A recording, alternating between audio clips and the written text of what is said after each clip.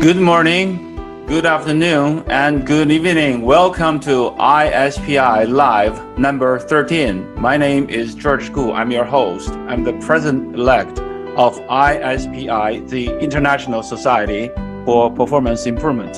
For over 60 years, ISPI has been dedicated to improving organizational and individual performance through evidence-based research and practice. So this is the coherence principle, which is basically that learning is better when extraneous materials that could be excess text, visuals that are distracting, that when these things are omitted, and basically it comes down to less is more. That's the coherence principle. It's one of my favorites because I think it's violated a lot. So in Search of Excellence, interesting, there was a guy called Chapman wrote another book which is really worth reading, and he renamed it In Search of Stupidity. He thought the original book was just a whole load of hokum, really, and that history had proved that Tom Peters completely wrong. Okay, and it was basically, he was saying that, what Peters did was a sort of Texas sharpshooter fallacy. You throw the darts at the bullseye. There's no bullseye, but you draw the circle around your darts and call it the bullseye. So by selecting a number of companies, he tried to tell us that the reason they're successful is because they have this type of manager, this type of leader, and they follow this type of process. And then what we do is we have like a list of learning objectives then, that help you achieve the performance objective. So again, this is not an extensive list. This is just to make the point that this is what we do. We have a performance objective, and then we have create a list of learning objectives. These tools, and eventually as people go through and they brainstorm and they list all the things they do to use these devices to make them smarter, I then ask, how much of that was a course? And there's just this gaping silence because they're not doing course on their phone. And to be fair, that's not as true elsewhere in the world as it is in the US, because in many other parts of the world, those mobile devices are their only connection to the internet, so they do courses there as well. But even so, it's not the ideal solution.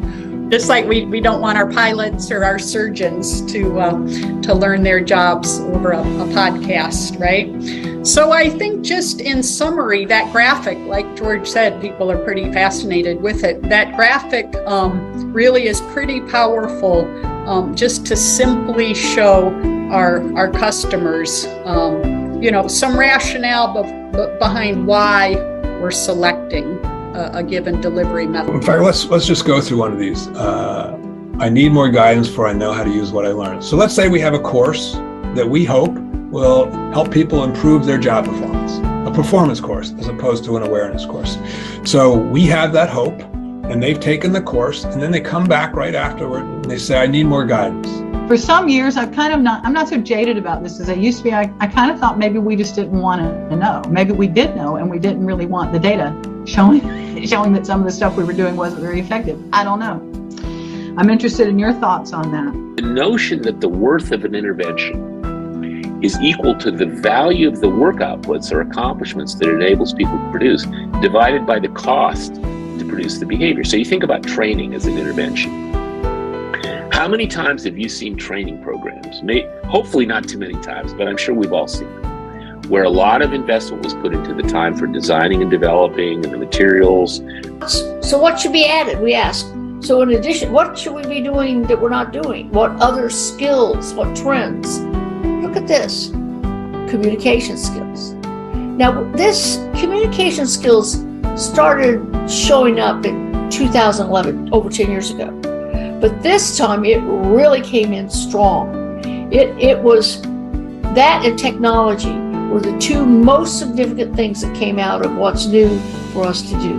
There's only so much you can accelerate in skilling. And if you're not looking at that now, if you're not connected to the future jobs and how your business sees the future of what they do changing, then you're probably a little bit behind the curve, if you will. So it's really important for HR and L&D to get connected to workforce strategies, workforce planning, and what the future needs of the business are. But with advances in imaging technologies and the research in general and the fascination with the brain and the heart and the gut and the inner workings of that neurobiology, we can now map parts of the brain and understand how these invisible functions are occurring in people across the globe.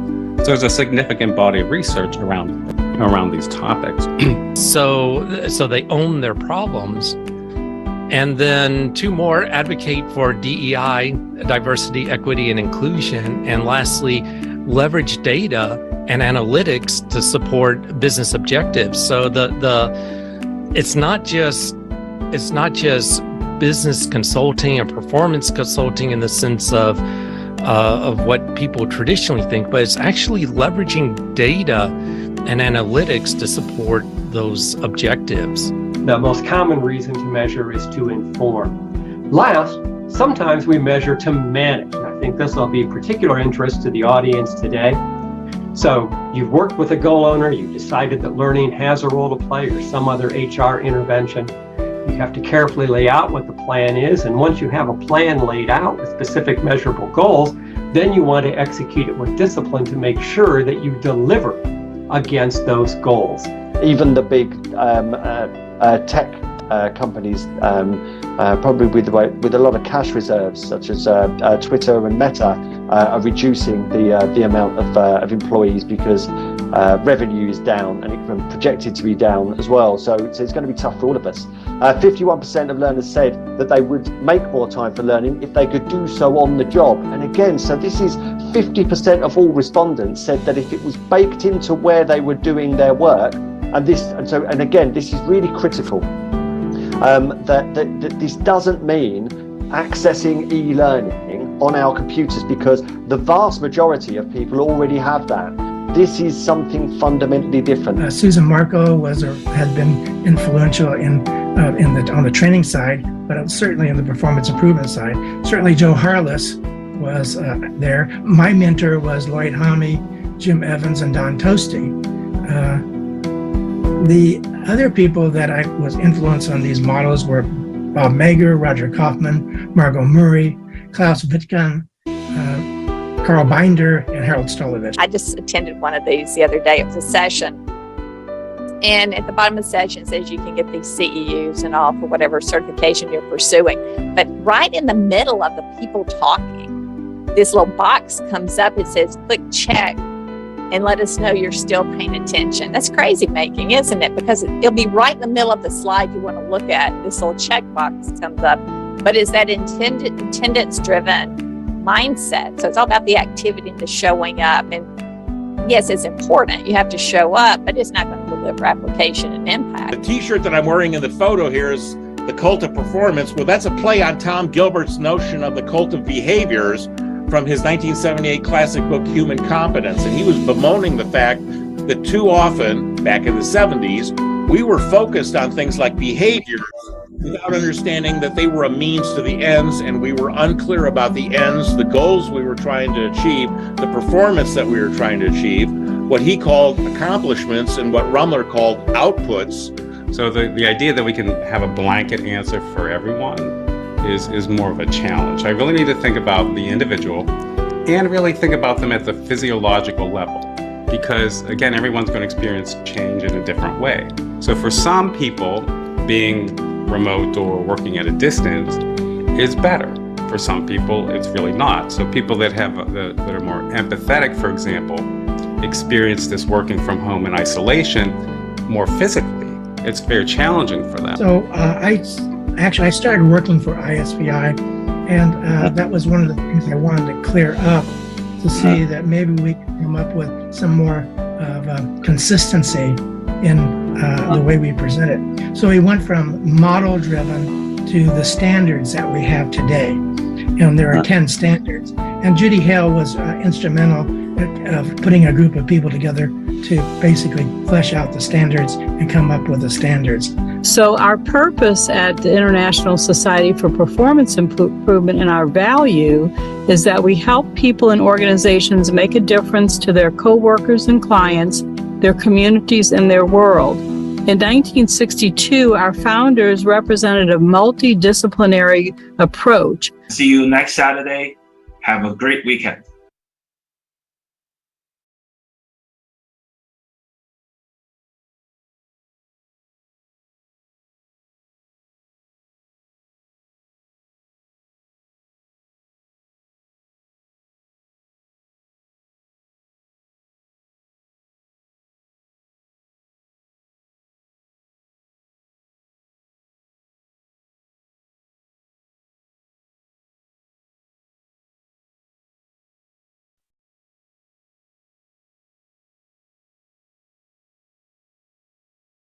Good morning, good afternoon, and good evening. Welcome to ISPI Live number 24. My name is George Gu, President-elect of ISPI, the International Society for Performance Improvement.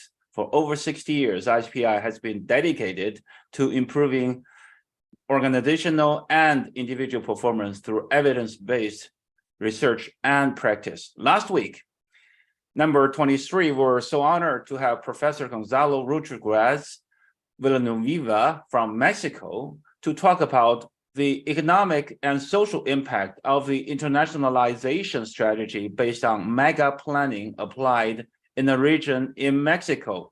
Thank you, Gonzalo. This week, we're so honored to invite Mr. Amit Garg from India to share with us taking learning seriously, using science in practice. Mr. Amit Garg has been involved in the workplace learning domain for over 19 years. He is very passionate about improving organizational performance through deeper learning solutions. He consults organizations around the world on resolving businesses and training challenges through appropriate learning solutions that don't focus on ticking the boxes, but on bringing improvement in performance. He's a lifelong learner and avid reader. Amit, he can always be found exploring and learning about both time-tested and new trends, technologies, and tools. He's also the host of L&D Go Beyond podcast, a program. It's a show aimed at enabling learning and development professionals to stay ahead and go beyond the ordinary. So without further ado, Amit, the floor is yours. And during his presentation, he will, if you have any questions, please type in the chat area. Amit, take it away. Thank you, George. Thank you. Let me first share my screen and see if you can see it all right.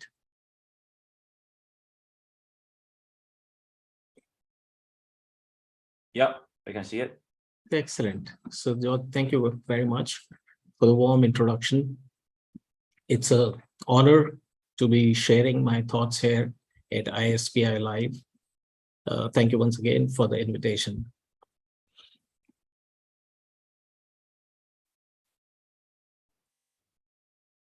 Hello, everyone. Good morning, good afternoon, good evening, wherever you are joining us from. As George mentioned, I've spent about 20 years in the domain, and I'm passionate about improving performance with learning. I'm no guru. I'm more of a student of learning science, and we at Upside Learning have actually gravitated towards learning science-based solutions. And we are trying to bring those solutions to our clients. In today's session, while I share some of my learnings on this journey, I look forward to learning from you through your questions and comments.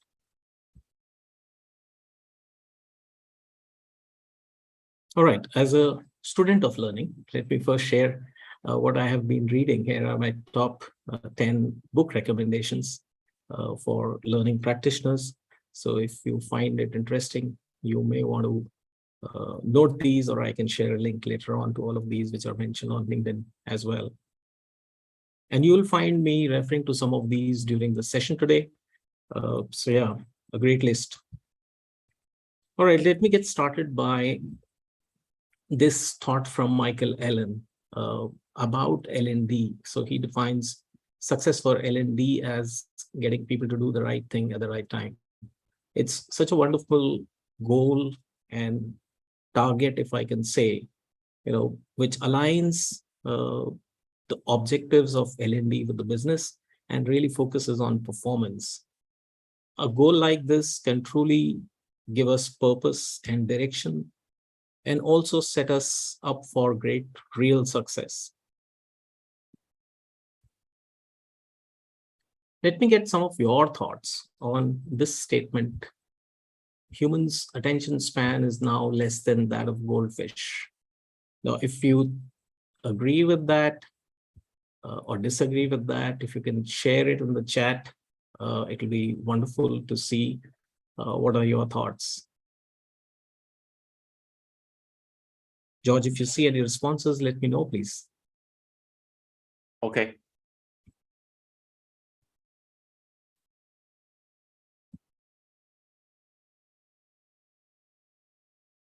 No, just go ahead, Amit. There's about 20 seconds of delay. Okay. All right. Okay, so it is actually a myth that has been perpetuated for some time in our industry.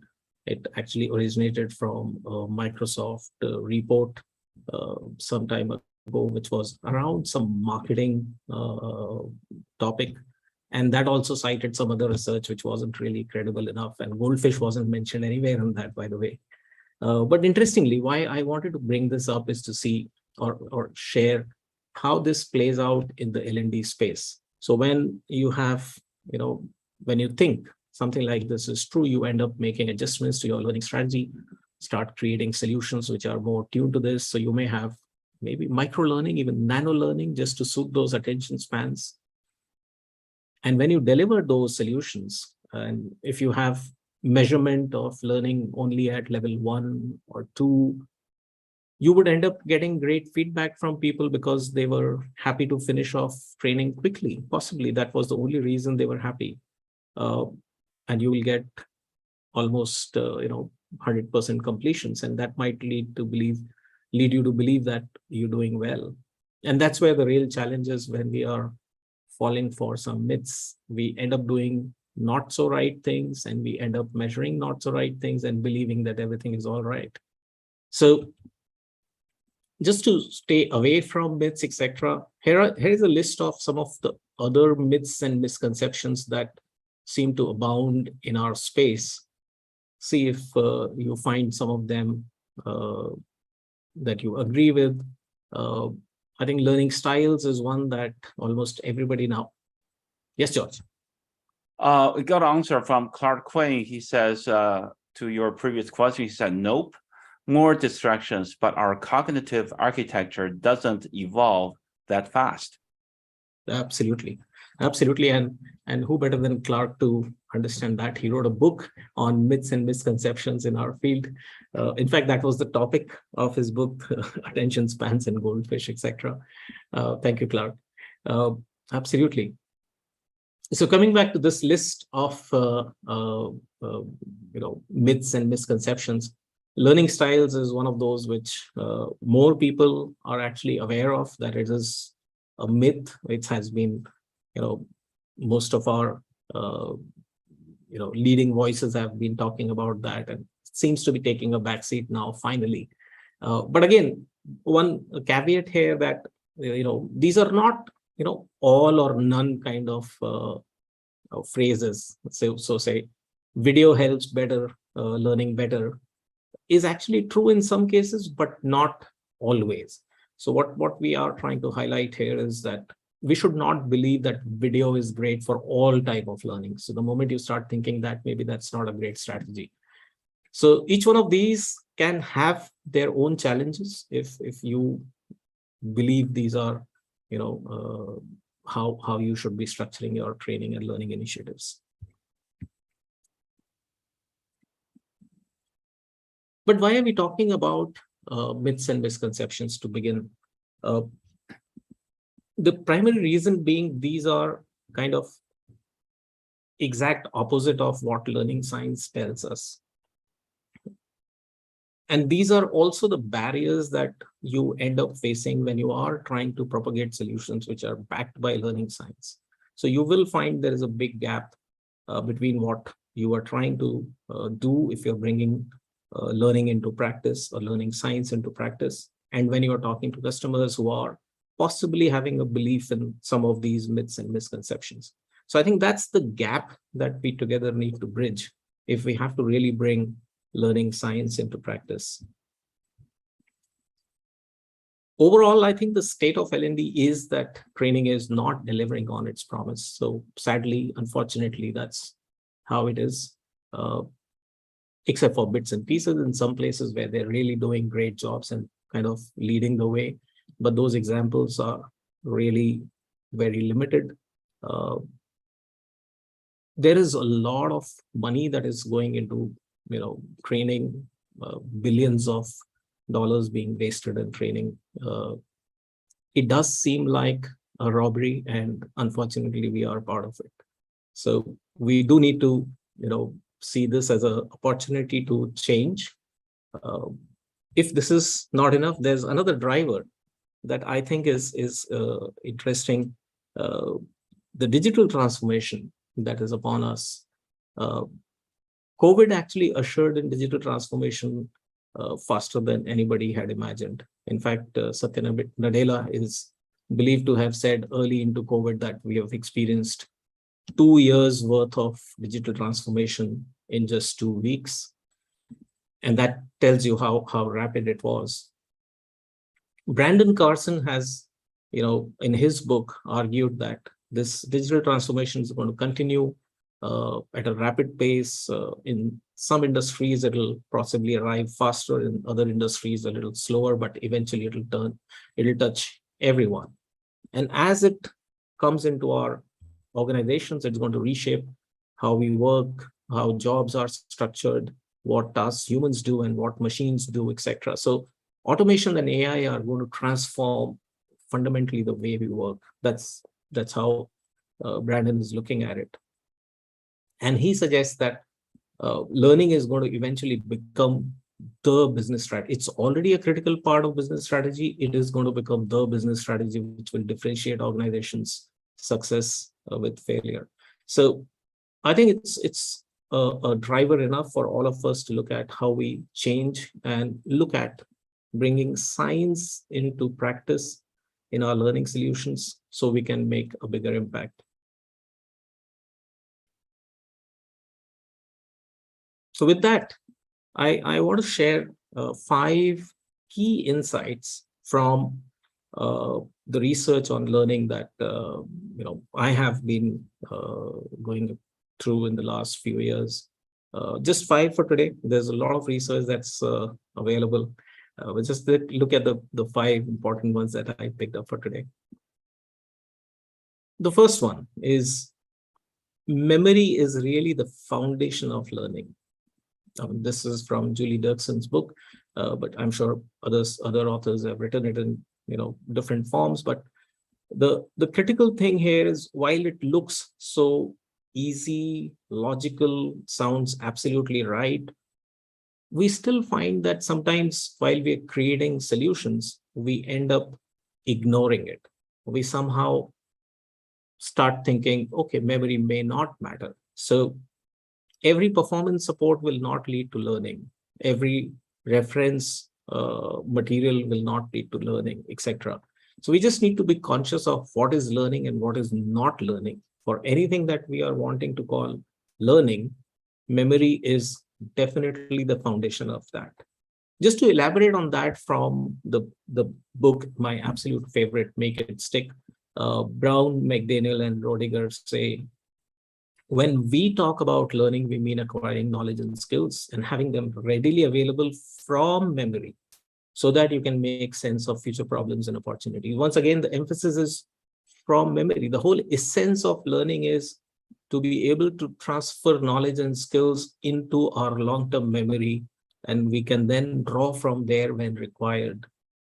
So again, the emphasis is on memory here. And if you were to look at this diagram of how our memory functions, all of us would have seen this, and we are quite aware of how we, shift information from sensory to working memory through what we want to pay attention to, from working memory to long-term memory by elaborate rehearsal with practice. So we essentially encode it into long-term memory. As you see, the long-term memory has infinite capacity, but at the same time, it also changes gradually. It makes alterations very slowly, and it is limited by the capacity of working memory. The very interesting thing that is happening to the working memory part is it is getting information from both the sensory side as well as from the long-term side. The information coming from the sensory side is unstructured, uncategorized, new mostly, and it takes larger amount of effort to process that. While the information that is coming from long-term memory is more categorized, coming from properly placed brackets. It's as if it's coming from some sort of a central executive of long-term memory. And this is from Miriam Nealon's book, Evidence Informed Learning Design. Actually, they go on to say, make a very interesting observation in the book. They borrow from Sweller and say, what we think of and even how we think is overwhelmingly determined by our knowledge held in long-term memory. Essentially, what they are saying is, what we already have in our long-term memory is influencing our ability to think and how we can think. Now, that is very, very important when you look at problem solving or actually performing on the job. If you have to depend on everything coming from the sensory side, your efficiency is lower. You can't process things as fast or as well. So in effect, what you are seeing is we can learn and solve problems more easily and effectively if we depend more on the long-term memory. And it'll all depend on shifting it to the long-term memory first. So effectively, where we began, which was memory being the foundation of learning, seems like memory is also the foundation of good performance. I have another quick poll, and let's see if we can get some thoughts on this. Imagine you are taking a class at the local university and have an in-class exam the next week. Where do you think is the best place to study for the test? Here are these 4 options. If you can put in A, B, C, D into the chat. And George, again, if you can help me with any responses that you see, that'll be wonderful.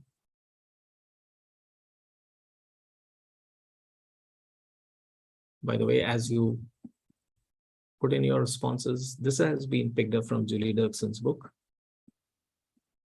Yeah, you bet. While the audience is, there's because of the 20-second delay, we got some, while the audience is typing their answers. Okay.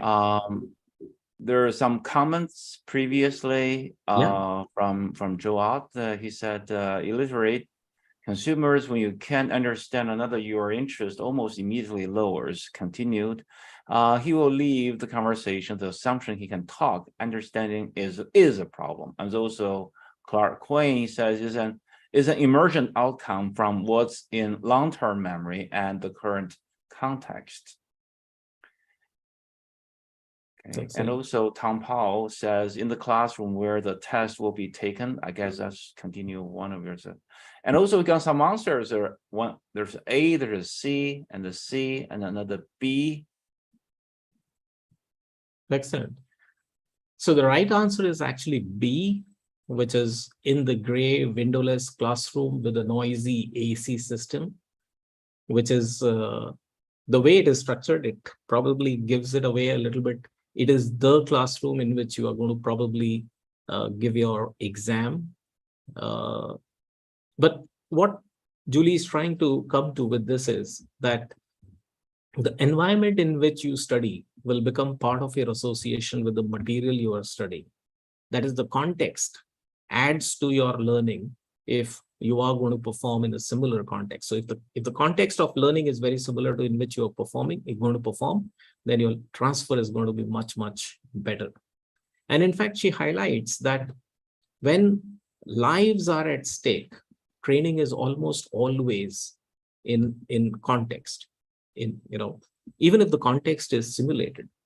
So using scenarios, simulations, anything which has more context in it, which is similar to your performance context, is going to have much better results. So our recommendation is using some contextual environment and placing the activities that you want learners to do in that for better retention and transfer. All right. The second key insight that I have is about retrieval. Retrieval ties the knot for memory. So memory has this habit of slipping some of what you have learned because found that long back that there is a forgetting curve. Looks quite steep, though it may not be as steep if what you are learning is not entirely unrelated with what you already know, or it is not completely jumbled up without making any sense, those kind of stuff, which is the kind of words that he had tried in his test. But at the same time, there is a forgetting curve, even if it is not as steep. And he also suggested that repeated recall or some sort of a testing will help you address that forgetting curve. So what you could do is you could potentially give some tests at repeated intervals after the initial class or training, and memory can come up to maybe 100% again, but you will see that gradually the duration of forgetting is actually increasing. So the memory is becoming stronger and stronger as you do more and more recall. Now, this is also something which has been called as the testing effect. Testing, in fact, happens to be one of the most important strategies that students can use for learning. However, it is not the most pleasant strategy, and students end up choosing to reread, which is a passive strategy and does not really lead to benefits.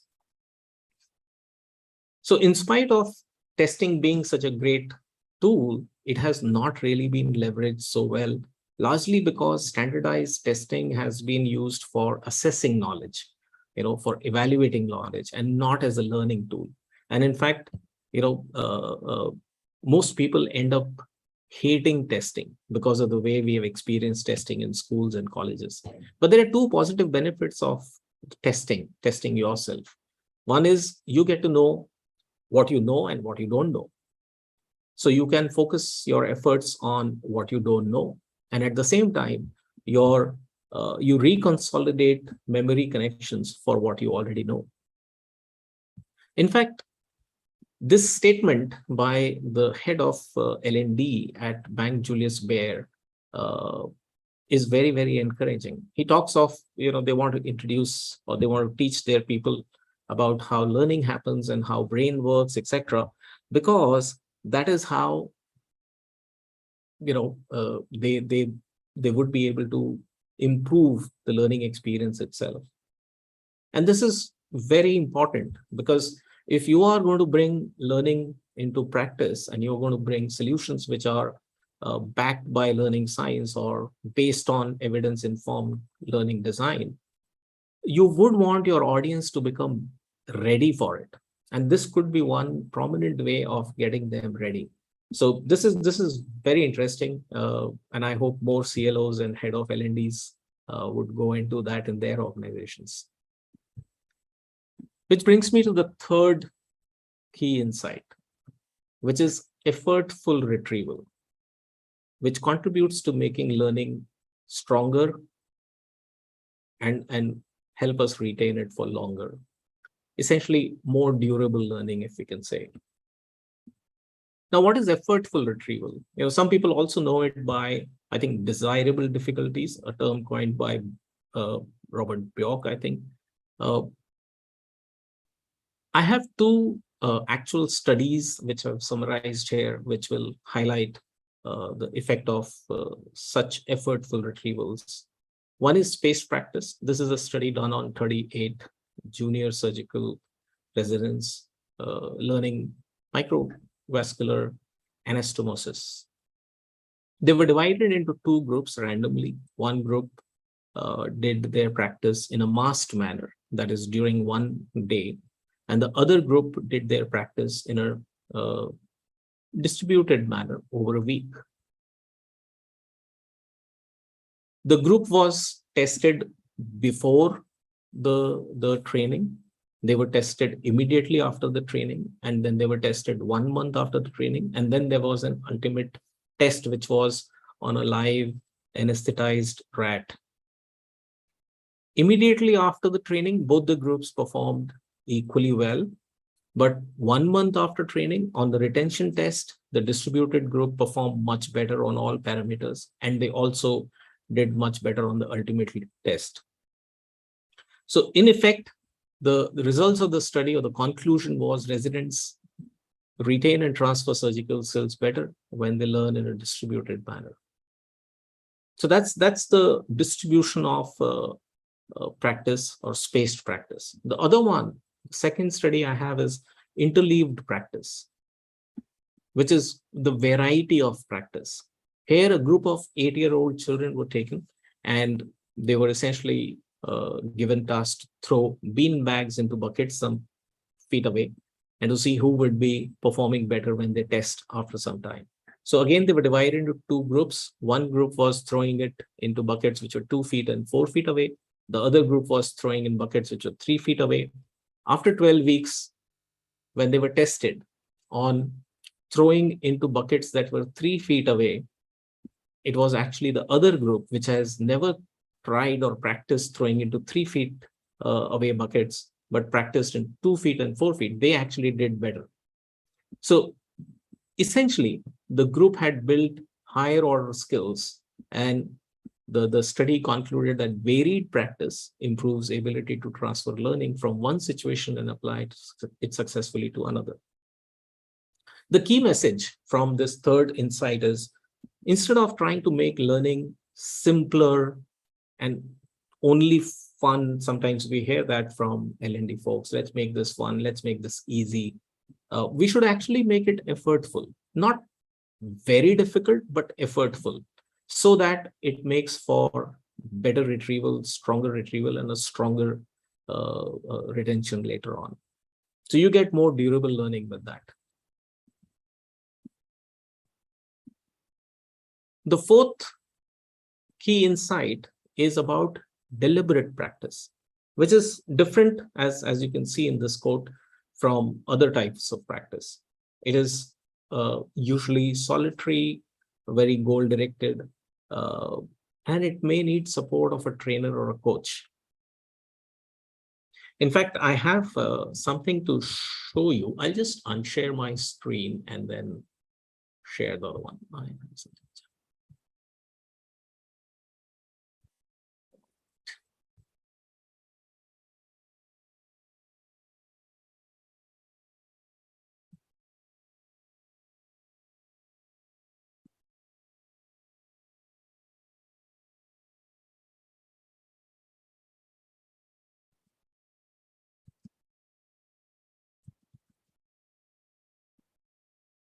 All right. Came in and wanted to land his first backflip ever. So I had him jump. Oops. Looks like the sharing has gone away.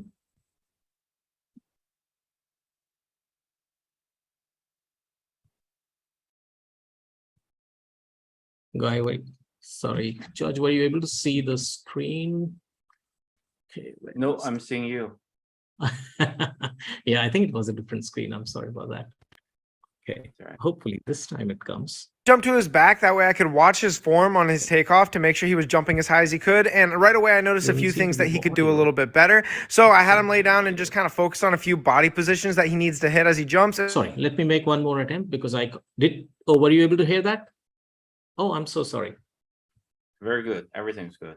Oh, on my screen it wasn't giving me any audio, but if you were able to do that, let me just quickly reshare that, and I'll go there and then rolled to his feet. And the reason for that is because the first time I go to spot him on a backflip, that's so you can see it from the beginning. This student came in and wanted to land his first backflip ever. So I had him jump to his back, that way I could watch his form on his takeoff to make sure he was jumping as high as he could. And right away I noticed a few things that he could do a little bit better. So I had him lay down and just kind of focus on a few body positions that he needs to hit as he jumps, and right away he was doing better. Then I explained what a tuck was and how that if he pulled his knees in during a backflip so hard that I could pick him up off the ground, he would do a lot better. And immediately he was jumping so much higher that we added another map.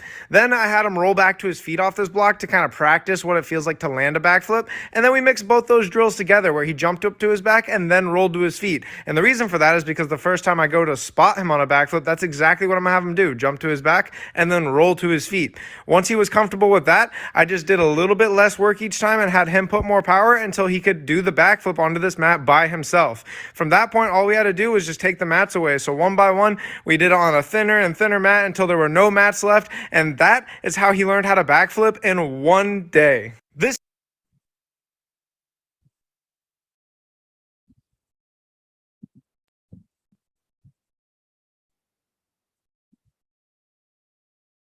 Excellent.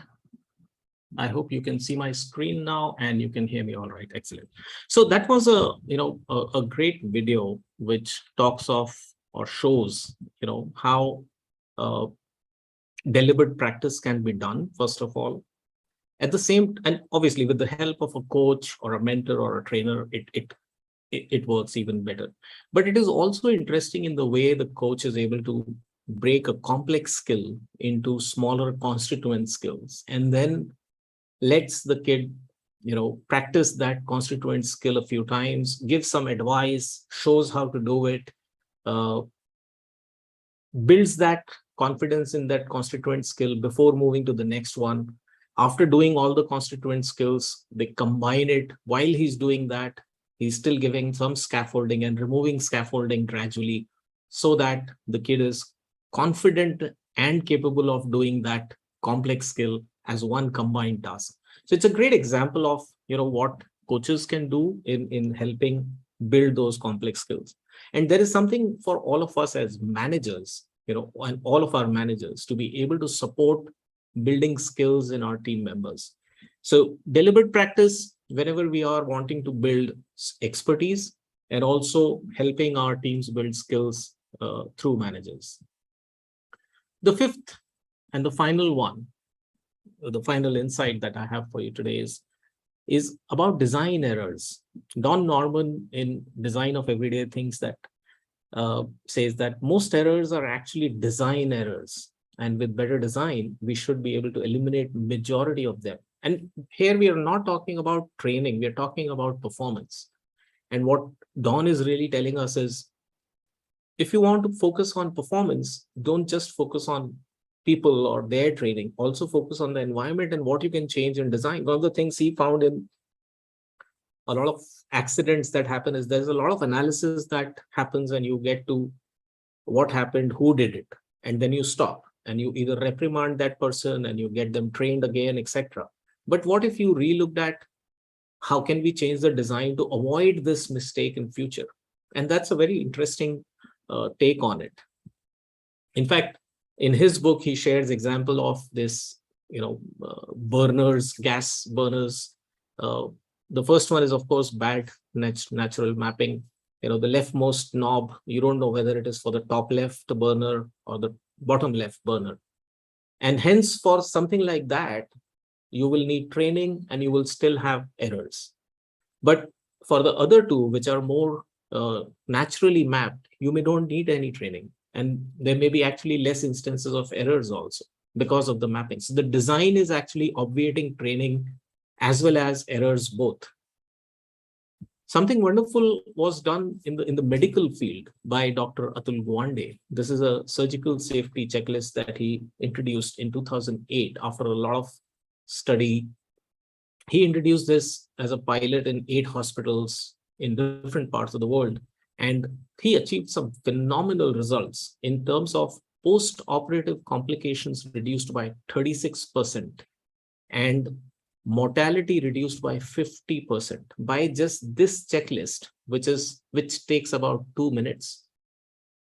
The thing is, this is being used by most well-trained practitioners, doctors, surgeons, nurses.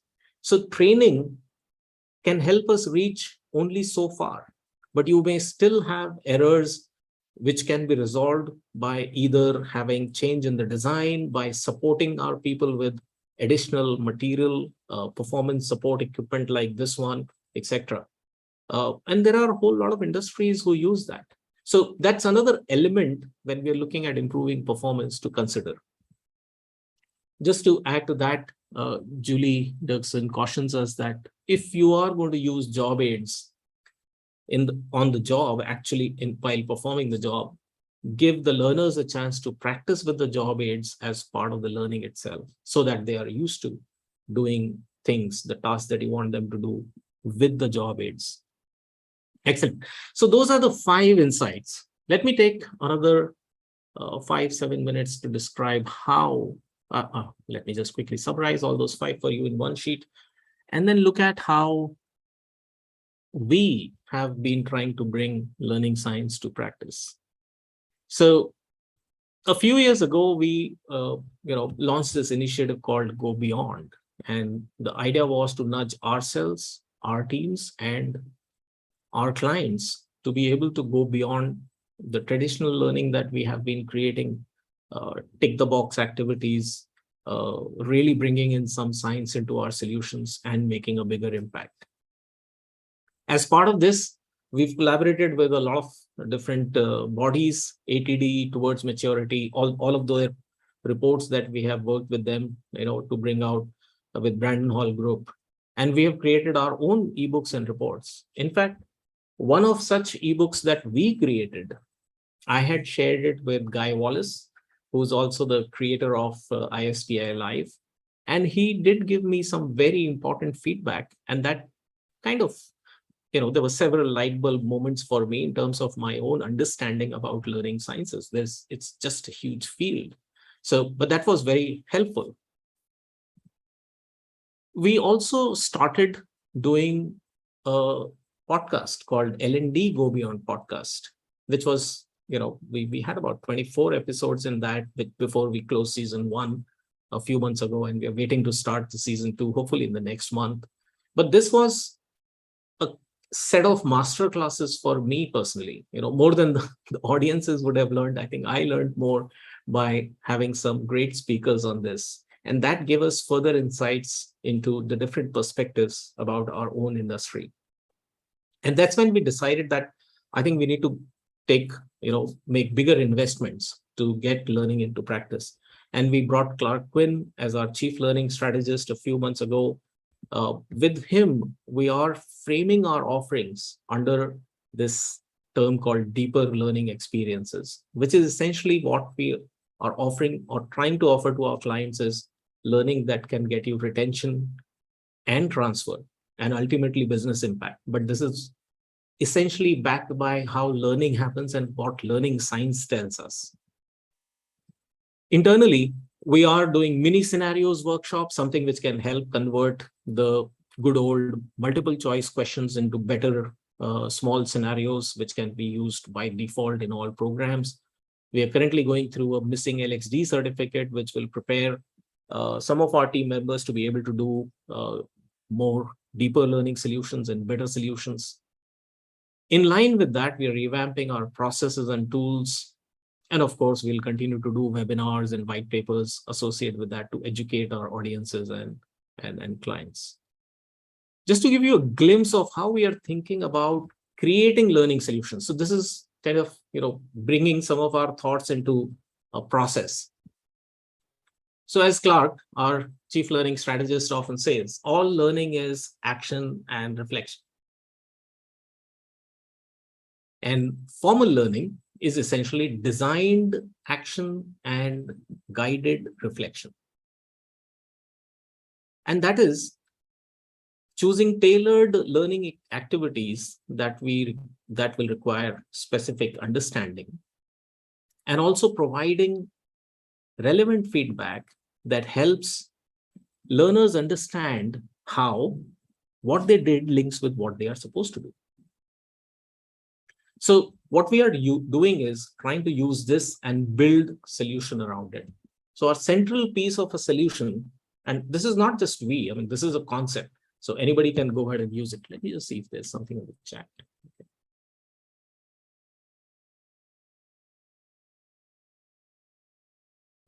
Okay.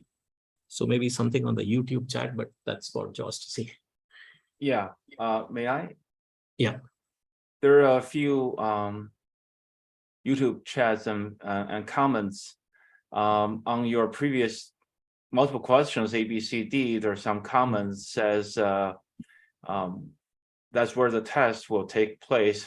So study in context and then at least assuming that's where the test is happening.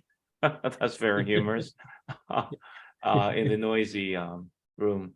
And also, if you want to learn about chemical process, it's the best done when it is used. So that's for the previous comments as well. And also on the backflip video, Sandra says it's a perfect example of a coach identifying the stage of learning the child is at. It's zones of proximal learning in action. So that's a very good comment as well. Absolutely. It's almost like a master coach, absolutely well identified. Sandra, I think you said, yes, brilliant coach in understanding where the student is and what support he or she needs. Excellent. Thanks, George. Coming back to this slide then, from that initial thought about designed action and reflection or guided reflection, the way we are thinking about how it can help in creating better learning solutions is making decision-making as the central core of learning solutions. And this can manifest into, being scenarios, simulations, or games. At the heart, each of them is nothing but a decision-making engine. And what we want at the, at the center of a decision-making engine is activities which are practice that the learner goes through and which are mapped to the eventual performance outcomes that you have in mind, what you are desiring. So you're mapping the actual performance outcomes into the activities and make that as the core of your solution. As you give them feedback, they may fail, they may choose wrong options, they will learn with that feedback, etc. But the thing with that is that it will require energy to sustain, because it is not easy. It is definitely not going to be very easy. We will make it a little effortful.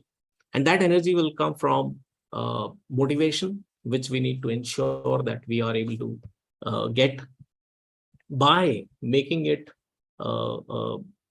relevant, the experience itself, by making it grounded in the actual realities or the needs that the person and the business will have.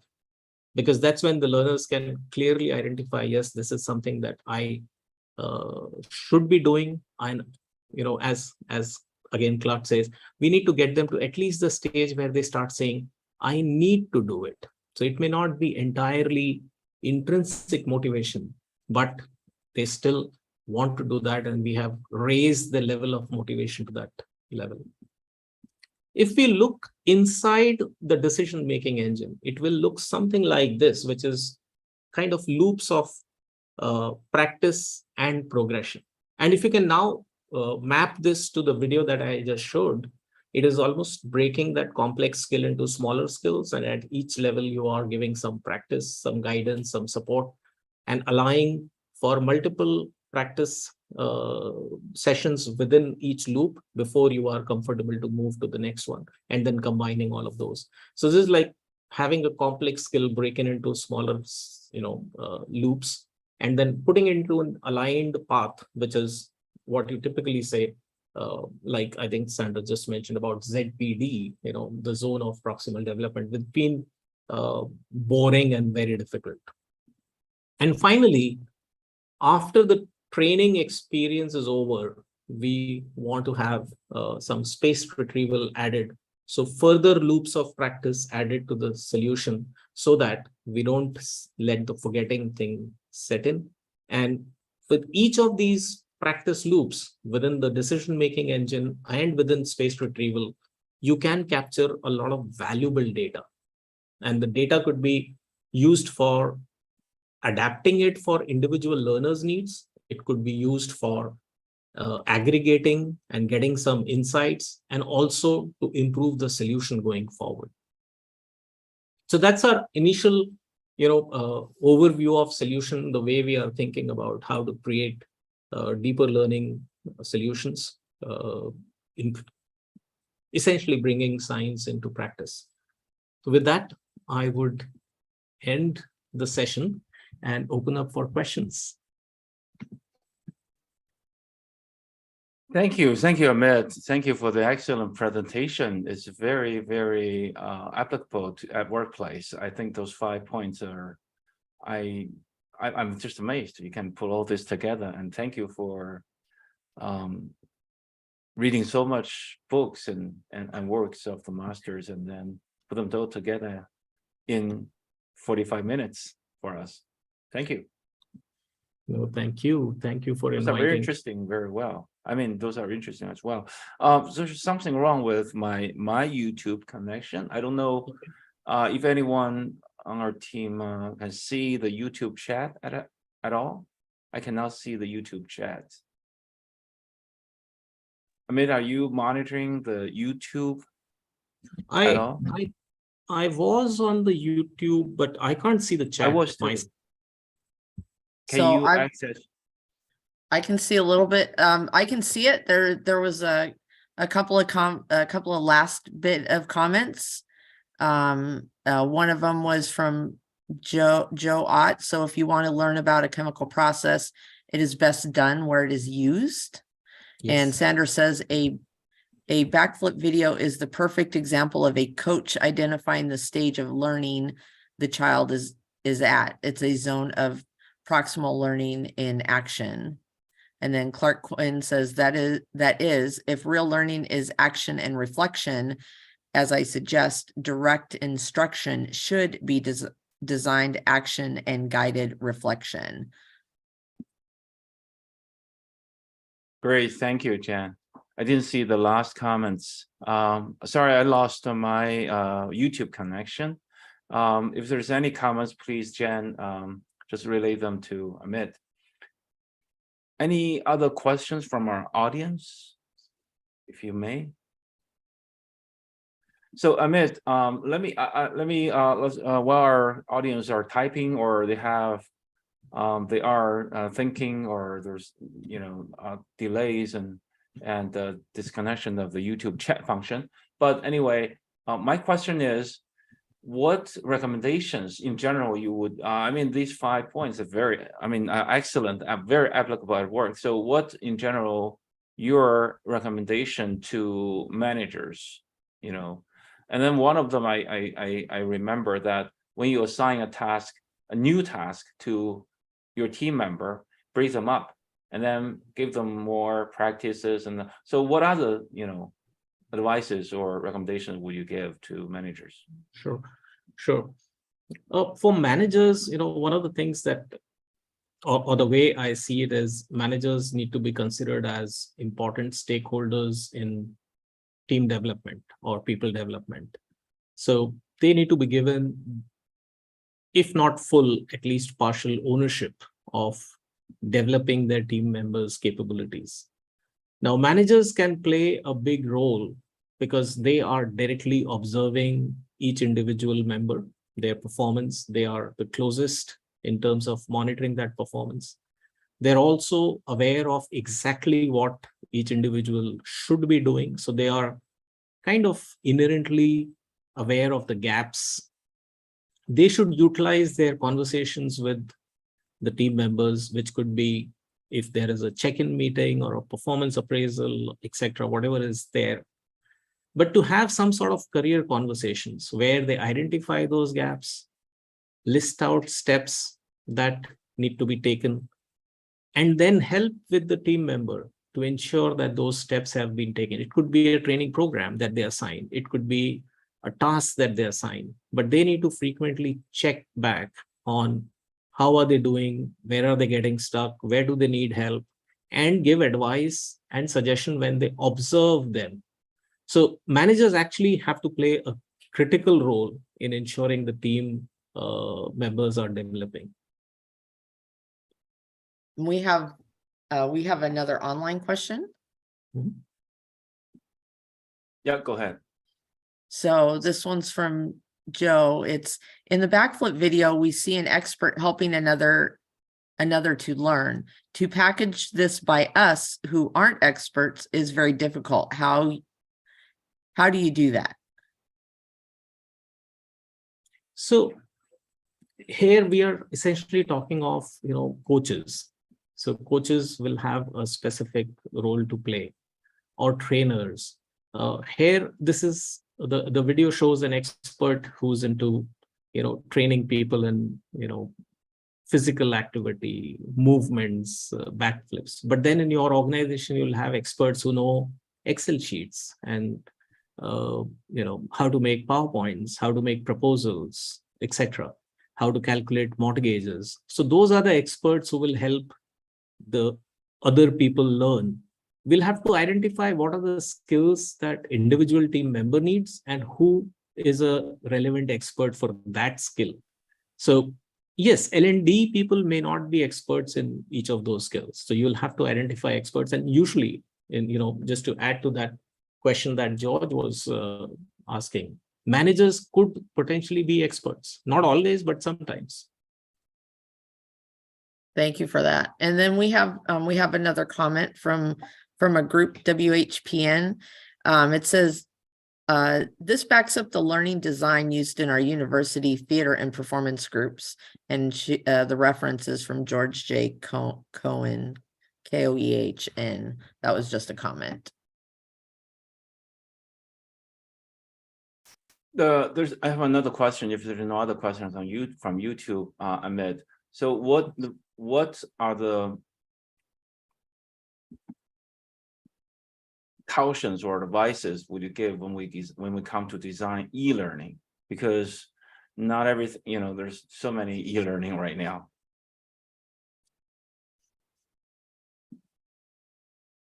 Yeah, I mean, so like you said, there is a lot of e-learning out there. So the first advice is to validate whether you need another one. Why are you creating it? Do you really have a need?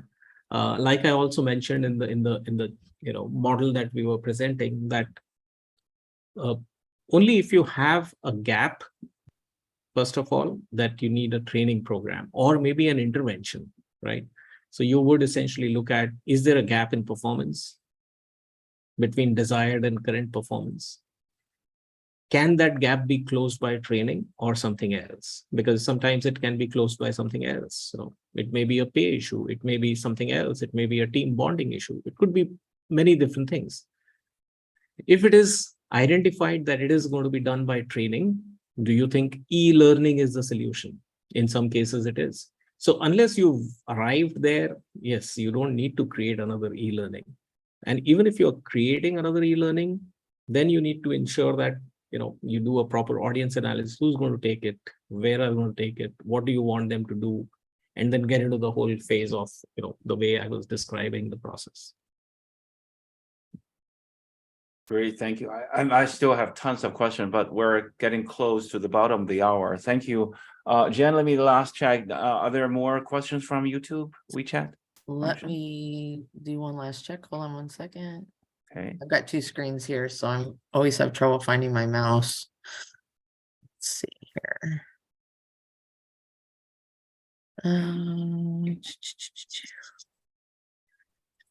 No, we're good.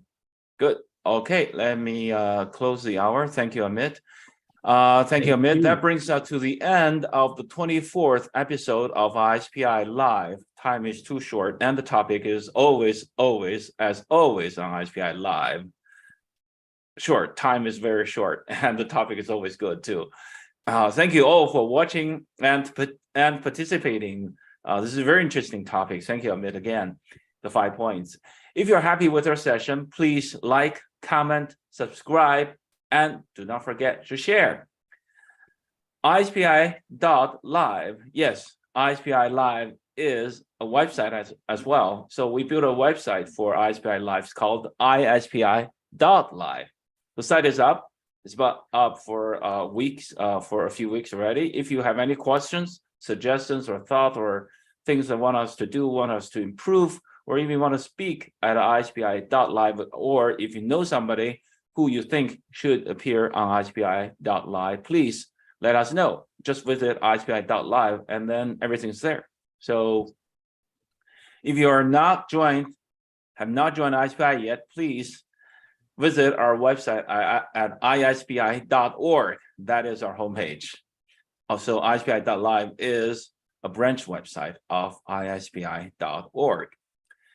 Next week, on February 25th, next Saturday, we will have the ISPI conference team, conference team, including the chair, Lorraine Fraser-Art, Dr. Andy Campbell, and Eileen Maso, to talk about an introduction and overview of the 2023 Performance Improvement Conference. Yes, the annual conference, ISPI annual conference, is coming up. It's going to be held at the beautiful colonial style Woodlands Hotel in Williamsburg, Virginia, and the date will be April 23rd to 27th, 2023. Of course, there will be pre-conference workshops as well.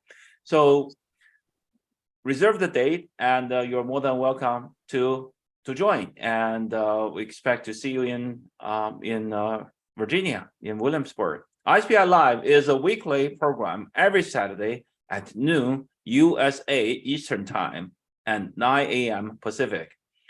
Every time I have to emphasize USA East Coast time because we have audience from all over the world. We thank Amit Garg again for the sharing, and also our own Jennifer Romer on the backstage as our operator always. Thank you both. And again, Amit, thank you. This is George Gu hosting for you live from Shanghai, China. It is 2 a.m. here. Thank you all for your support. Have a great weekend and see you next Saturday. Bye-bye. Thank you, George. Thank you, George. Thank you. Thank you, Jennifer. Have a great weekend.